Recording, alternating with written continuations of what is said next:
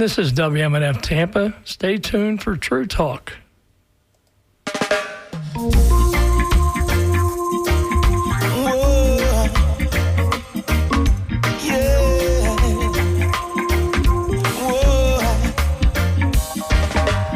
For everything in life, there are three C's. Cause, consequences, and cause. For everything in life, there are three C's. Cause, consequences, and cause. The thing that made you do that thing, Consequence. that is the wages of your sin. The next best thing you sacrifice, so you make sure that thing is not your life. Remember what your mama taught you. Remember what your daddy said. Remember the Messiah's teachings. Hold those teachings in your hand. Everything in life, there are three C's. Cause, consequences, and cause. For everything in life, there are three C's. Cause, consequences, and cause. The thing that made you do that thing, Consequence. that is the wages of your sin. The next best thing you sacrifice, so you make sure the thing is not your life. Stop the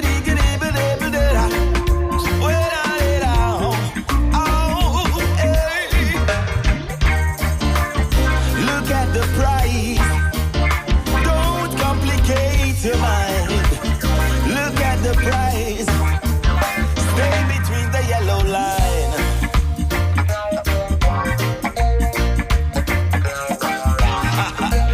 Yes, fam, stay between the line, yeah. Righteous reggae.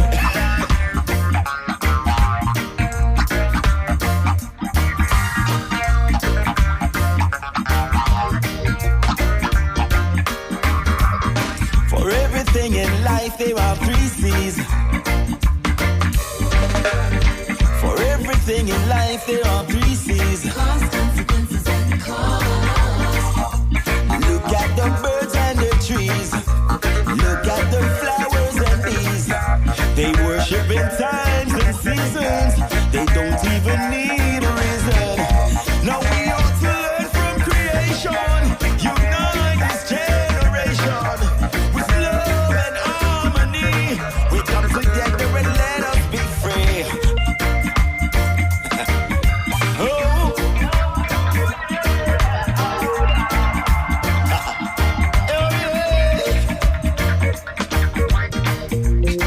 I feel like dancing.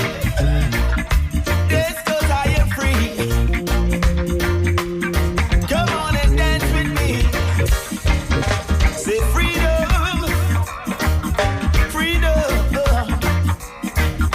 Freedom. And she really died, but he did that day. Stay by the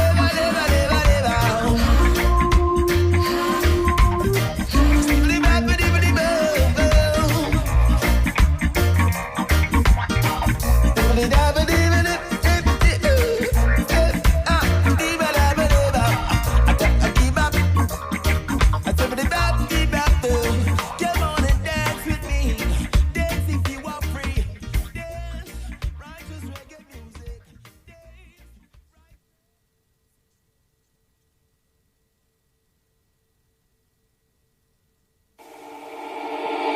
يا ليلي ويا ليلى وش باش نشكيلك يما وقالوا لي ليلى صغير وفي قلبي غمة حب انتي وندير الفوق يحبوا يقصوا لجناحي قولي ذكراني مخنوق ومنك طالب اسماحي هما كلها موحلة دق دق دق كلها تشوف الدنيا كحلة سحرة قحلة دق دق دق باش تشوف الدنيا أحلى والحومة مفحلة دق دق دق تستنى في عسل النحلة صبورة كحلة هزنا الطيار ورمانا في عقب الرحلة ضايع بين الحيوت وما لقيتش بلاصة حومة بين بلاد الهوت يما خلوني بشي خامس موت وحكموا ناس الراقة والكراسي بالهبوط نحب نشد الروت ونقلب المناظر نقلب وجهي من هنا يما ما نحب نعيش الأحياء بالموت نوفا كيما ولد الجارة بشي خاطب له يا ليلي وش بش نشكيلك يما وقالوا لي ليلى صغير وفي قلبي غمة حب نطير ونطير الفوق يحبوا يقصوا لجناحي قولي ذكراني مخنوق ومنك طالب اسماحي ريوس الرجل ميلة رزنط بالتخمام وبالشيخ عالم خاخم بعيلة ولاد الحومة اشواتنا مقايلة شرف العينين بالخير ماهيش مستفايلة حبوا يسوقونا كيف الزيلة ومربط في زريبة وخطوة السكين مكيلة يحبوك بري ما عندك شي عايلة نعيشوا في سيستم حكمه ولاد المتحيلة يحبوك غايب على الوجود ساكت على حقك وراضي باللي يحبوه موجود يما تجري وماكش خالط على الكوت مش خلى ولاد الحومة قطع من حدود تزيدوا في قفصك مربوط وذبع مسيب وزيدك لك عالشك يما حبوك قاعد في زنقة مرفوض والمستقبل اللي تشوف فيه متعدي بحبك يا ليلي ويا ليلى وش بش نشكيلك يما وقالوا لي ليلى صغير وفي قلبي غمة حب نطير ونطير الفوق يحبوا يقصوا لجناحي قولي ذكراني مخنوق ومنك طالب اسماحي يا ليلي ويا ليلى وش بش نشكيلك يما وقالوا لي ليلى صغير وفي قلبي غمة حب نطير ونطير الفوق يحبوا يقصوا لجناحي قولي ذكراني مخنوق ومنك طالب اسماحي بالتي حمودة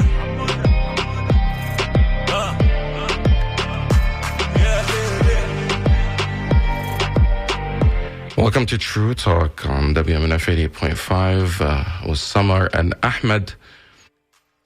And this is the song Ya Lili by Balti. So on today's program, we're going to continue our conversation on what's happening with our country and the Middle East and other things. So Samar, thanks for joining us. I'm here live in the studio. Samar is joining me remotely. For some reason, the sound is really loud in my ear. Samar, welcome. Assalamu alaikum. How are you, my co-host? I'm fine, but for some reason, your voice is a little low. Oh, there you go. Okay, go ahead. Let me see. Yeah, I hear you. It's good. Okay, sorry. Assalamu alaikum. Ahmed, so much in the news, and one cannot keep up, honestly. First, I want to tell you Eid Mubarak because we celebrated Eid on Sunday. Did you also celebrate on Sunday? Well, I celebrated by eating. Yeah, I mean, you broke your fast like you... I broke my fast and I had my first cup of coffee in 30 days almost. But no, if you are talking about the celebration of Eid, the mosque is going to have some get-together on this coming Sunday, so where it will be a little bit more festive. But next day it was only very short, the morning, the Eid prayers at the mosque. Well, the reason why I was asking you, because Eid, which is the holiday that ends or recognizes the end of Ramadan, this year, different Muslim groups and different Muslim countries observed it on different days. So I don't know if you noticed that, if that happened in your community.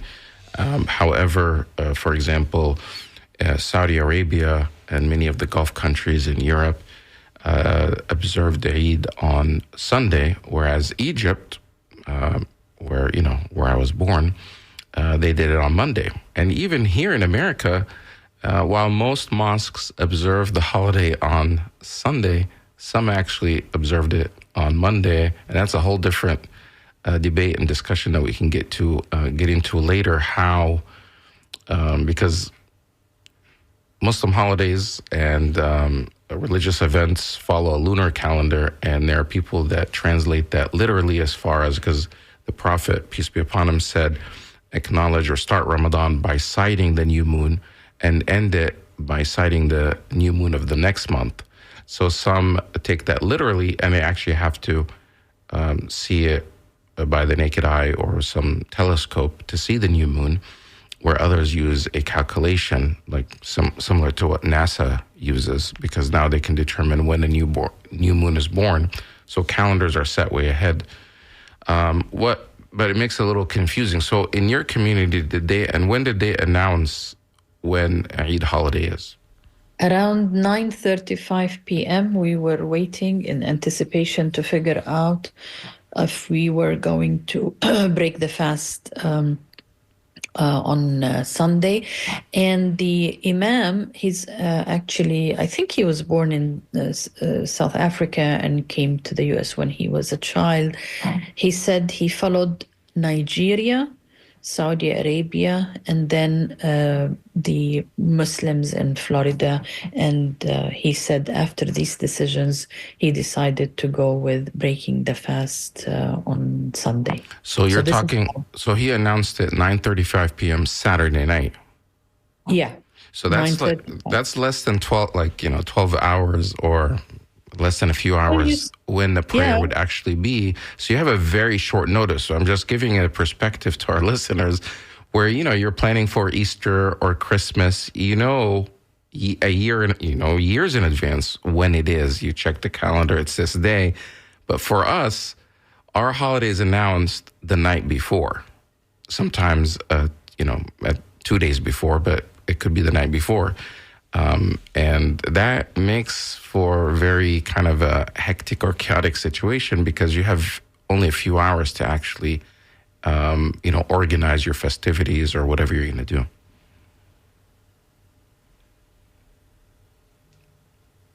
Right? Samar?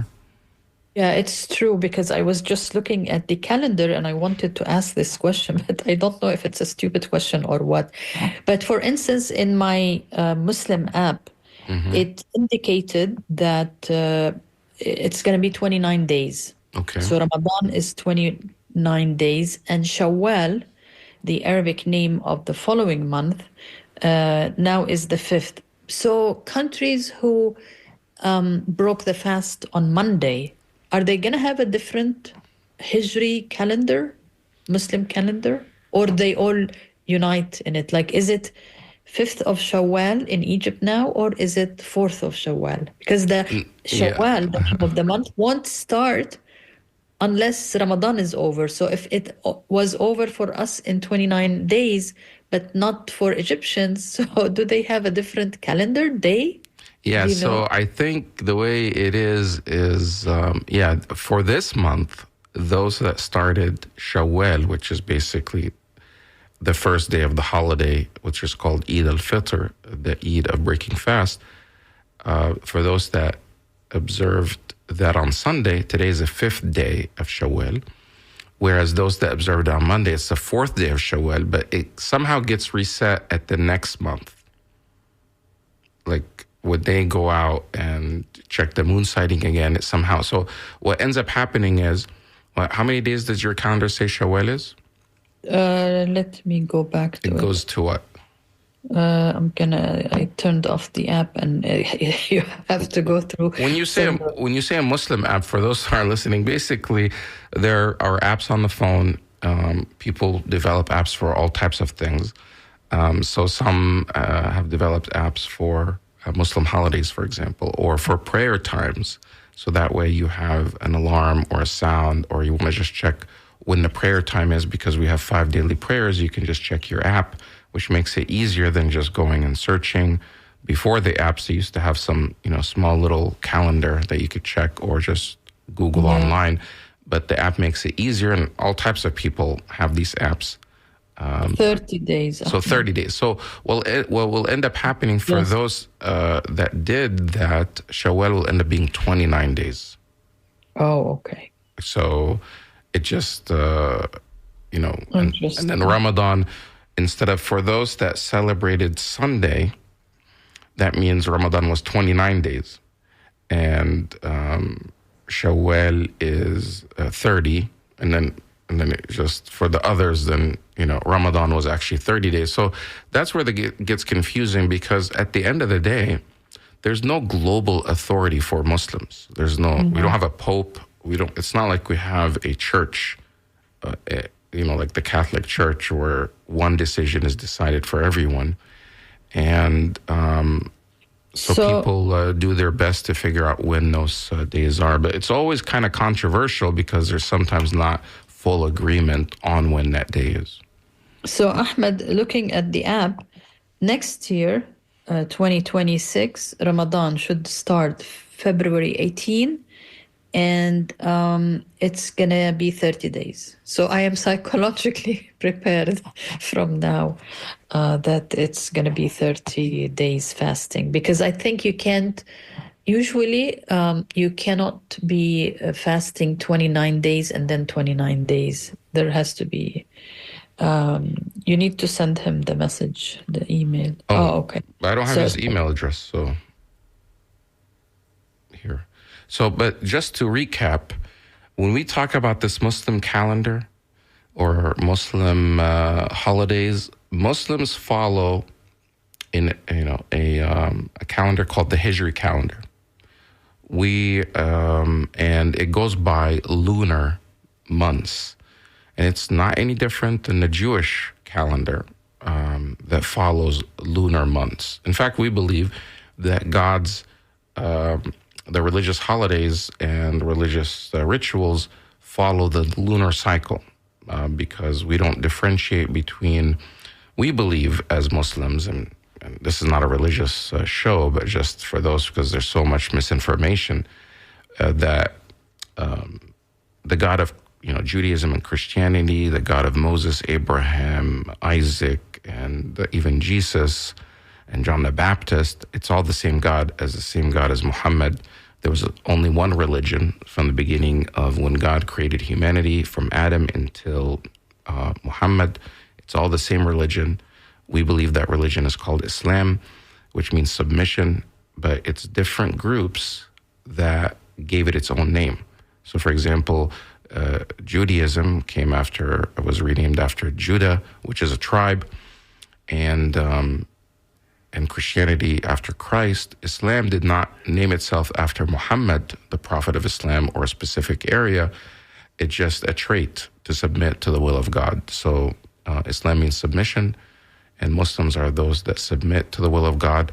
We believe that Abraham was submitting to the will of God, Adam, Noah, Jonah, all those people and prophets and messengers that are mentioned in the Bible submitted to the will of God. That makes them Muslim. They all follow the lunar calendar, and so do Muslims. And the lunar calendar is a bit shorter. And our guest is now joining us, Samar. Yes, I just saw that, Ahmed Shahabuddin. I'm very happy to have him on the show. Ahmed is أهلا يا أحمد, عيد مبارك. يا يبارك عليك. Allah يخليك. Ahmed Shahabuddin is a journalist, Palestinian American journalist. I think he was very famous during being on the, you were one of the early Arab Americans, I think, were on Huffington Post. True. When podcasting was just beginning, and the idea of seeing footage and TV outside the mainstream media or right-wing media or any kind of media, Ahmed Shahabuddin was one of the pioneers of podcasting. And I have two Ahmeds today. So the Ahmed in at WMNF, I sent you segments of interviews that Ahmed Shahabuddin had at the early days of October 7, when all hell broke loose on Gaza and genocide. And I know I want Ahmed because you have been so active in media interviews. The first one or two interviews you had with Western journalism as a Palestinian to talk about Gaza, how did that go? I want you really to go in depth in explaining how these interviews were taking place and how your facial reactions and your composure and your really, I felt that you were trying so hard to maintain your composure, to be professional, to be fair, and to be articulate, but I don't know how you do it. So go ahead, yeah, Ahmed. Yeah, I think I've learned a lot, unfortunately, about patience, something I struggled with for many years through being actively engaged in trying to report and document the genocide that's been happening for almost 2 years now. I guess a lot of people say to me, how do you and why do you, maybe more importantly, continue to go and appear on Pierce Morgan and Talk TV? And part of the reason I go is to try to win over even 5 or 10% because it's become quite absurd how, whether in US media, UK media, or even recently on Al Arabiya, I was with Alan Dershowitz. And, there seems to be a common refrain where the dehumanization that Palestinians have endured for decades has become so normalized that critical thinking, rational thought, logic, let alone what journalism is about, which is holding the powerful to account, is out the window. And so it just becomes, a very sensational, one-sided propaganda campaign on these so-called TV appearances, where, not only do they misrepresent international law or dismiss Palestinian suffering, but, the best word and the most accurate term that comes to mind is, they gaslight the world and their viewers into believing that Israel, a nuclear armed occupier, is somehow perpetually the victim. Um, Alan Dershowitz, like many news anchors that you referred to in some of the appearances, do the very same thing. They blame everything that's happened, including children being murdered, babies being beheaded, UN, hospitals, UN staff being killed, journalists being assassinated and targeted with their families.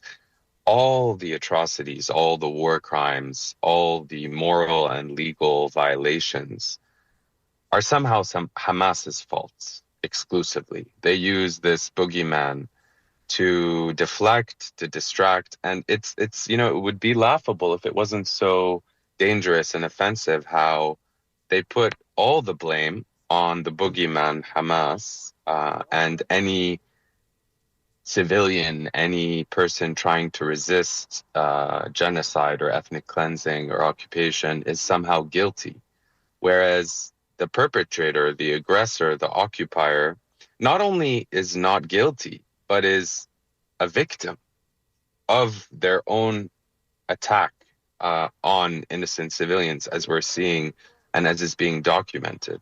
And what's really troubling to me, feel free to cut me off because I could speak about the media for ages, but we see a systematic pattern in which the media willfully peddles propaganda, Israeli talking points that are, in my mind, lame and don't hold any water in the sense that they're so easy to disprove, and yet they're willing, as we saw, much like the political establishment, including President Biden and now, of course, President Trump, the media establishment is willing to report, beheaded babies that never existed, these so-called Israeli babies that were beheaded, and they report it and it's wall-to-wall coverage with no evidence. And only when it's debunked do they reluctantly sort of stop talking about it.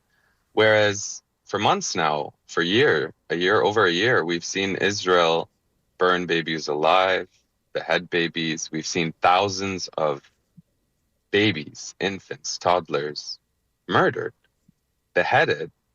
And as we saw in the last 24 hours, not one U.S. news organization reports it, even though it's documented and there's video evidence. And I think that tells you all you need to know about the media. Actually, as we speak, Ahmed, just maybe less than an hour ago, there was a bombing of a school where Palestinians take shelter. I mean, whatever remains out of a school. And you know what happened with the Palestinians, but I think it's all over the world, is that the victim himself, like if he is under the rubble, he has a phone.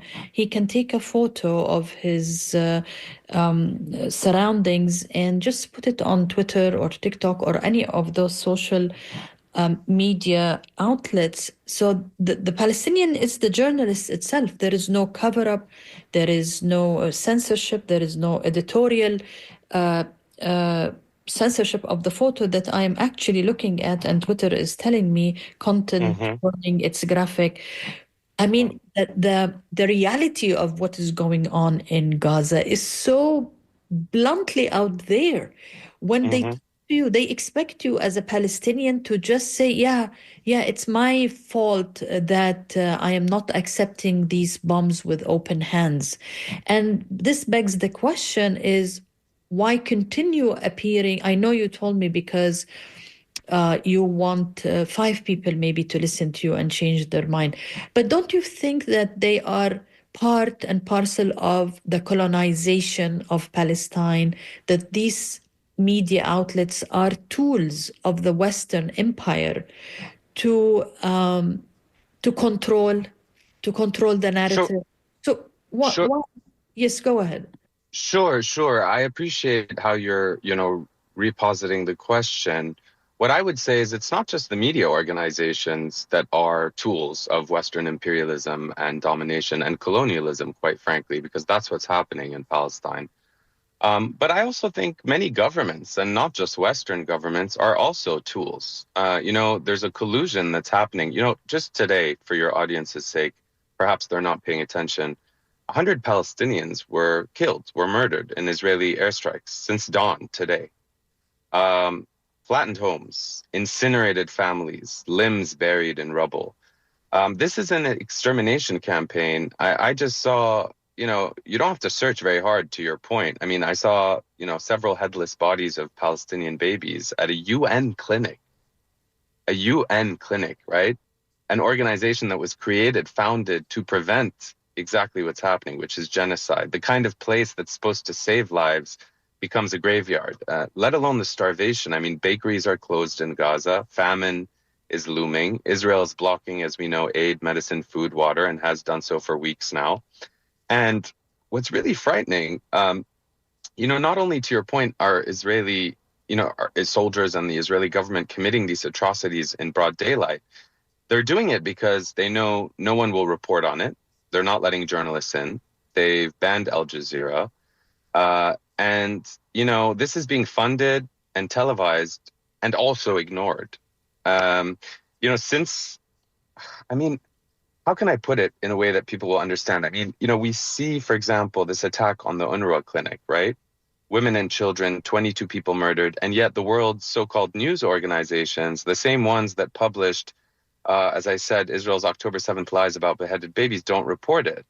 And I think it's important to reframe how the media, when they do cover it, and to call them out, which, some people have been doing very continuously, like SL Rad on Twitter. But I mean, the mask is off, right? The intent is obvious. The evidence is overwhelming. The Israeli leaders are declaring what their intent is. They're saying there's no such thing as a civilian. They're saying we want to annex. Netanyahu just today is boasting about dividing Gaza, comparing it, to the second Philadelphia corridor. I remember being a teenager in school and studying colonialism, how empires divided, conquered, erased entire peoples and communities, a long time ago. And yet in 2025, Israel's doing it openly, backed by the West, funded by the West, the weapons coming from the West. And quite frankly, Arab governments are also, beyond lip service, silent. And in the absence of action from any news organization, from any government, we're going to continue to see the Israeli government not only act with impunity, but it's now openly declaring its intent to permanently steal and annex the entire occupied West Bank. This is not an escalation. It's the death of the rule of law, of international law. And if Israel succeeds as it is, the entire multilateral system built on sovereignty, self-determination, and human rights collapses. Meanwhile, we see the New York Times, where I worked. It was one of my first jobs in journalism, about 20 years ago, sanitizing the theft, saying things like Israel takes new territory. I mean, what is that? Would they ever say Russia takes new territory? No, they don't. In fact, they say explicitly Russia annexes and occupies Crimea. Russia annexes. So the double standards and the hypocrisy is, it's all there. And I think we're seeing now the lone, singular, brave, courageous voices like Francesca Albanese, the UN Special Rapporteur, being smeared, being herself dehumanized, labeled unfit by the US in a letter to the Secretary General of the UN. Why? Well, because she is a mirror. She is a mirror and a conscience that the UN member states, all the countries, do not want to confront their own moral and, much more importantly, legal obligations to prevent genocide, as the ICJ ruled already. And so, it's frightening to me. It's not surprising, but the same organization, for example, that was behind the smear campaign of Francesca, which is called Bedier, is now handing over lists of Jewish Americans, Jewish people in the diaspora who are like those in Colombia who have chained themselves just yesterday, chained themselves to the gates of Columbia University. They're providing these lists and encouraging Israel to ban these Jewish people from the country for protesting Israel's genocide of Palestinians. I know it might sound like hyperbole, but this is what the Nazis did to Jews in Germany in the 1930s and 40s. So, we keep hearing, is Francesca anti-Semitic? Is the UN anti-Semitic? Is Israel the anti-Jewish state?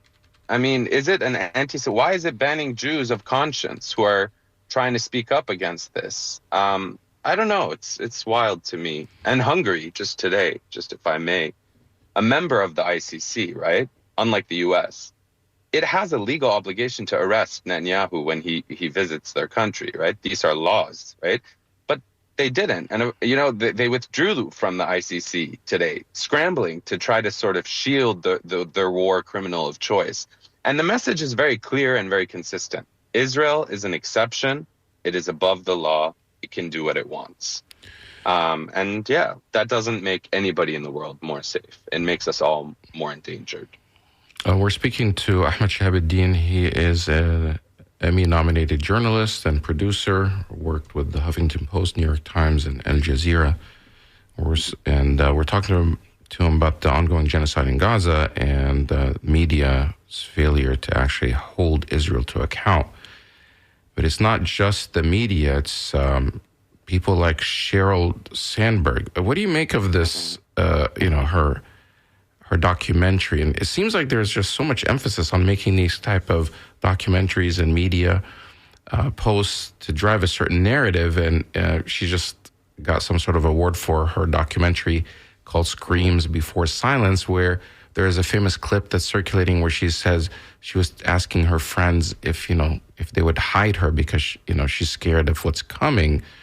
Yet she's one of the richest women in the world with over $2 billion net worth.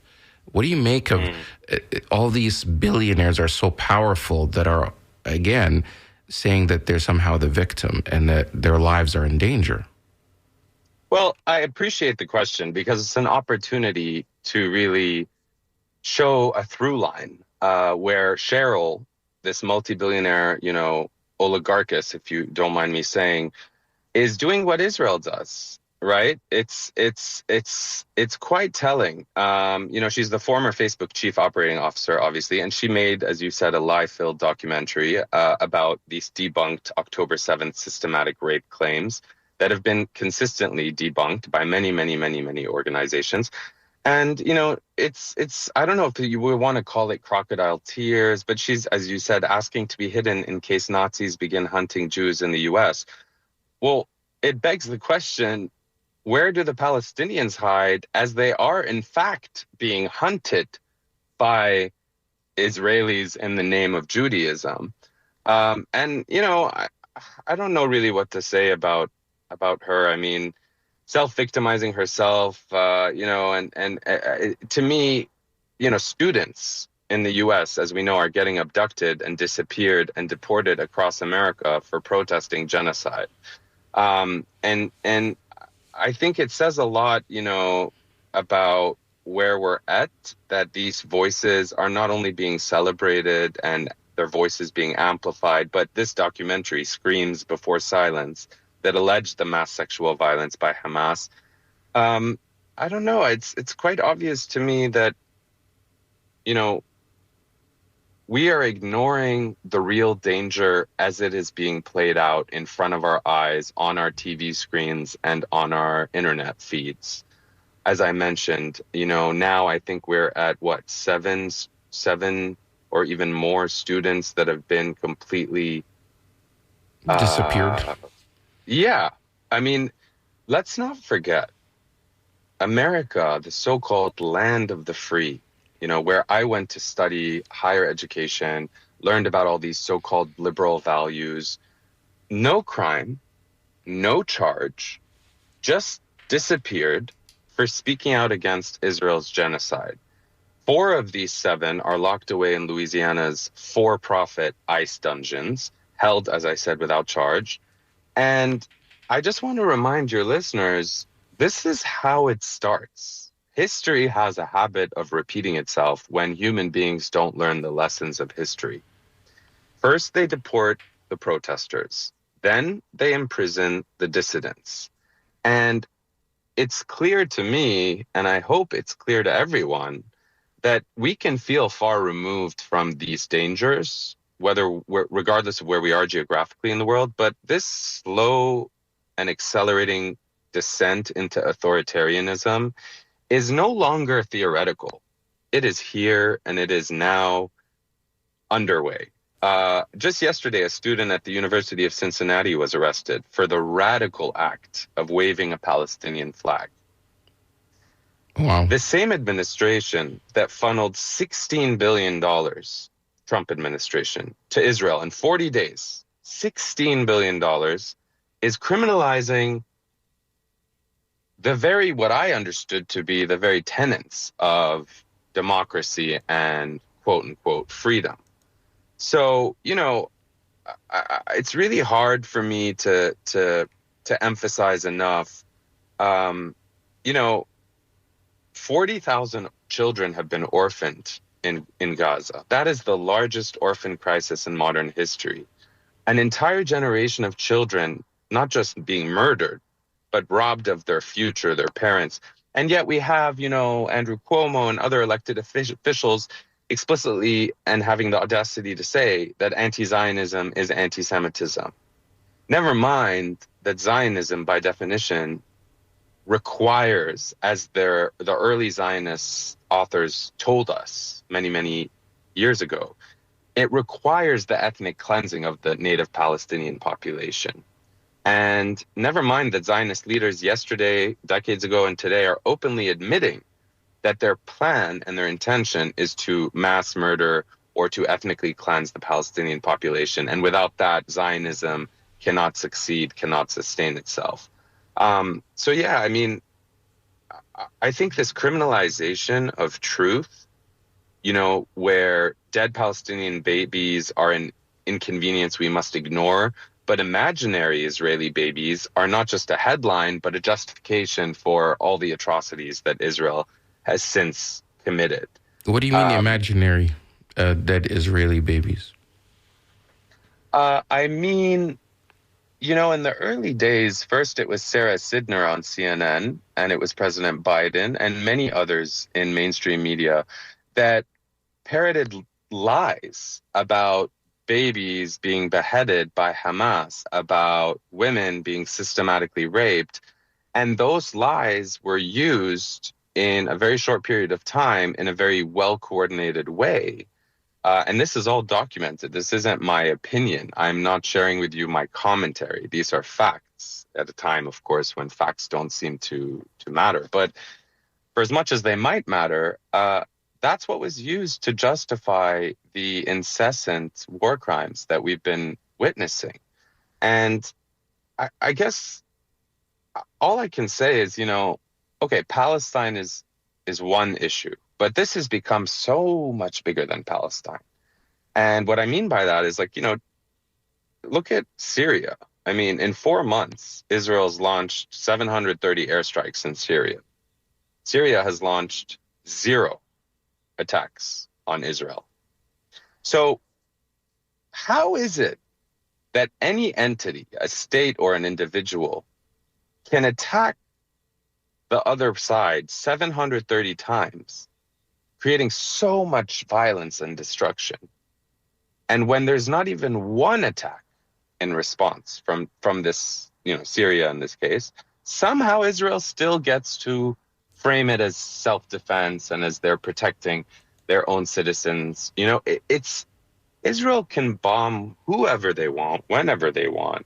And the impunity has become policy because every single Western government and many Arab governments have decided that these people's lives, whether in Syria or Lebanon or Palestine, aren't worthy enough of action or even condemnation.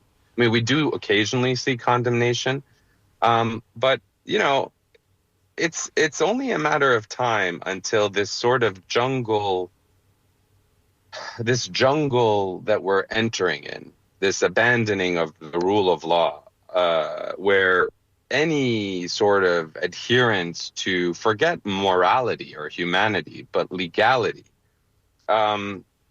is sort of not valued. I mean, it's really hard to me. It's really hard for me to how can I put it? I mean, in 5 years, in 1 year, in 7 years, if this is already the precedent, who's to stop another terrorist organization, whatever you want to call it, a militant organization, a government, from committing the same sort of atrocities? I mean, of course, we understand when certain governments, the Russians in Ukraine, I mean, the world rallies, or the Western world rallies against them. But, the world is shifting and Trump is changing geopolitics at a very fast rate. And if we're going to enter this sort of transactional era of geopolitics and diplomacy, I mean, who knows what could happen. But how is it that Israel gets away with this? I mean, this paralysis around the world that no one dares to stand up to them. No one challenges them. Even when people follow the established processes, they file petitions, they go to the UN, they seek Security Council resolutions. They even go to the ICJ or the ICC, and even arrest warrants are issued. And then countries that are part, like you mentioned, that are part of the ICC, that it's mandatory for them to carry out the arrest of Netanyahu. They actually rather just completely cancel decades of membership in the International Criminal Court and welcome Netanyahu, an alleged war criminal that's wanted for war crimes, and instead, basically show that he's somehow the one person around the world that's above the law. It defies logic. How are they getting away with this now in front of all these eyes? I mean, I think we touched on it. I think it's the right question to be asking. But to put it sort of more succinctly, there's an elephant in the room, right? Or at least in this radio interview, which is the U.S., right? The U.S. and the impunity it has granted Israel. It's also a cultural protection for Israel to do what it wants. I mean, this happened long before October 7th, but since October 7th, Israel has become so emboldened. And I think it's like, why wouldn't they? To your point, I mean, the weapons keep coming from Germany, from the U.S., and, we are focused on Gaza, but look at the West Bank. I mean, the huge escalation of dozens of villages, people being forcibly removed, people being murdered. I think it's like, it's hard. Even Lebanon. I mean, look at the former CIA director called those pager attacks what they are, inherently a mass terror attack. You have a former CIA director saying it very explicitly, calling it what it is, and respected Leon Panetta. Whether you like him or not, he's a respected in the sort of U.S. establishment, military establishment, and yet nothing. I don't know. I wish I had the answer beyond the obvious, but I I think in some ways, I think the facts kind of just speak for themselves, you know? I don't think Israel has legitimacy, and I think that soon enough, this will all come crashing down on Israel. I really do believe that, not because I want to stay hopeful, but I think Israel recognizes that many parts of the world, including the global south, and younger people, view not just Israel as a government, but Israelis as they view them with contempt. I mean, and there's been a shift in terms of perceptions of Israel.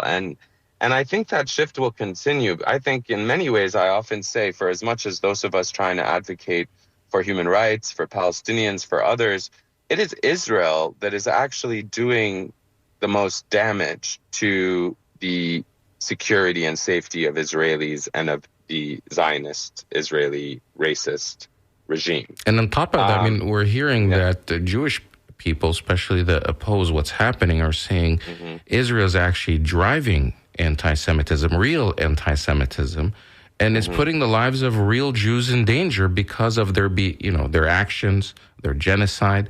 They're doing this all while carrying the flag with the Star of David on it, a symbol of Judaism, and conflating Judaism with Zionism. And there's a danger in that by saying that anti-Zionism is anti-Semitism. That conflating those two together will actually drive hatred of that community, not necessarily because of their faith, but because of what they did and what they continue to do with the mass murder of people in Gaza and in other places. Yeah, I mean, look, I don't know what to say. I mean, like anti-Semitism, Islamophobia is also very prevalent, right? And it's so disturbing to watch the way in which, as I just referenced, we see not just Governor Cuomo, but so many people, equate the two and do it in a way where, I mean, these outbursts of anti-Semitism that we've seen, I mean, the weaponization, if you will, let's use the correct terms, these baseless charges of anti-Semitism that are directed at any human being, regardless of their faith or background, that is advocating for the human rights of Palestinians, is doing not just damage to the struggle to end anti-Semitism, but, I mean, there is the first consequence of all of this is that voices speaking up about the Palestinian people and their aspirations for, what all human beings deserve, freedom and liberation, when we quickly brand them as anti-Semitic, it really has really palpable consequences for the lives and livelihoods of these individuals. And that's why I just want to say the strategy that we see of trying to counter anti-Semitism is actually not working. And these efforts to delegitimize the state of Israel, they're trying to also equate it to, I guess what I'm trying to say is the Israeli government is doing more than and its leaders is doing more than anybody else in the world to endanger the lives of Jewish people, whether they live in Israel or outside of Israel. And you often see, not secular Jews, but, pious people who believe in Judaism, who practice Judaism in the diaspora, in Europe, in the US, very clearly and boldly saying that what Israel is doing is not only hijacking the Jewish faith and committing, genocide in the name of Judaism, but it is actually making them and their communities less safe. And there's a clear correlation that, you don't have to be a very sophisticated thinker to understand that, because we live in a time when, okay, we can choose to look away, but there are many millions of human beings who are not choosing to look away, even if we're becoming desensitized by the violence. And, the human spirit is such that, once we see these things as we have, it's hard to unsee it. And whether you want to have a bias against Israelis or Jewish people as a result, willingly or not, subconsciously, I don't know. I mean, I don't feel safe. And I know many people who would not feel safe to travel to Israel because they're, it's not as if Israel is just attacking Palestinians, right? It's not as if they're just attacking Muslims or Hamas. They're attacking people of all faiths. They're attacking journalists. They've killed over 200 staff of the United Nations. They've killed foreign workers. They've killed foreign doctors. So I don't know. I mean, it's quite obvious to me that they're doing themselves a big disservice. I want to just mention that this is True Talk on WMNF 88.5 FM, and my co-host Ahmed and myself, Samar, are talking to Ahmed Bedier, who's a journalist who travels all over the world, actually. But if you Google him, you will find that he has been interviewed so many times with Western journalists who are dying to make Ahmed condemn everything that is Palestinian. Ahmed, I'm glad you mentioned about travel, because Americans coming back to the US, like Max Blumenthal, or Ahmed, sorry, I forgot, Ali Abonima, traveling to Switzerland, was arrested, put in jail, and then kicked out in 24 hours. So, I mean, all of you guys are Americans, just like us. And whether you're born in the USA or not, like in my case, even coming back to the US, some people are being either turned away, but not as Americans, but if you have a visa. But like people like you, if you're coming back to the US, you might be held and you might be, your phone might be taken away. So the US government is active in not only Israel, but the US government. And the reason I'm asking you this, because you know that there is a big rally happening for Palestine to end the genocide in Washington this weekend. So are all these people going to be arrested or harassed? Because you mentioned also Bitar, this anti everything in see. Putting on Twitter that we're going to give this professor a pager, alluding to the fact that it will kill you. I mean, are we in danger? Is my co-host Ahmed and I and you are we all in danger from US government? And I'm not talking Israel. Yeah, I think it's clear that we're all in danger. And I would just say, at the moment, it's those who are speaking out about Israel's genocide that are most in danger, those who dare to speak out, including Jewish Americans, let's not forget, as we discussed. But what's even more troubling is, again, the precedent that's being set. You know, it's not as if the only people that are having their constitutional or human rights violated in the US, these 7 people we discussed, and not to mention hundreds and hundreds of students who have been suspended in order to be arrested, in order to be detained, in order, you know, all of this is being done. Why? This is being done to create a chilling effect, to keep us distracted, to keep us divided, to keep us compliant with the rising authoritarianism that is not just attributed to Trump. I mean, look, before Trump came into office, the Biden administration paved the way for a lot of what Trump is being able to do, both in terms of Biden's policies, but also in terms of the rhetoric and the language that's being used to dismiss the US's own obligations. I mean, look, the United States, in sending billions of dollars of weapon, in defending Israel, in sanctioning the ICC and the ICJ, I mean, all these things that they are doing are being done in direct violation of domestic US law, right? And we're seeing the protections. You know, we saw this under the Bush era, you know, the Bush doctrine during the Iraq War. As I said earlier, history has a way of repeating itself if we don't learn the mistakes. And, you know, we saw how the media manufactured consent for the Iraqi war, even though it was based on fabricated, you know, falsified information in order to justify going into Iraq. And you know, I don't want to get distracted, but what I'm trying to get at is we're now entering a time where the pretense, I mean, the difference maybe between Trump and Biden is that there was at least still this upholding rhetorically of the pretense of sort of law and the rule of law, something ironically that Trump campaigned on. But now that pretense is gone. And if you watch, for example, the State Department person just a few days ago being questioned about Ahmed, we what's only been have going like on in Israel. 10 seconds, Yeah, so go we ahead. have to wrap it up. All I'm going to say is free Palestine, because if we don't, then we're not going to free ourselves wherever we are in this world. Thank you, Ahmed Shihabuddin, for joining us. And this has been True Talk on WMNF. The Scoop News is next. Have a great weekend, everyone. And pay attention to what our country is doing across the world, especially in Palestine, and this attempt to displace people there and remove them off their land. Thank you so much. Have a great weekend.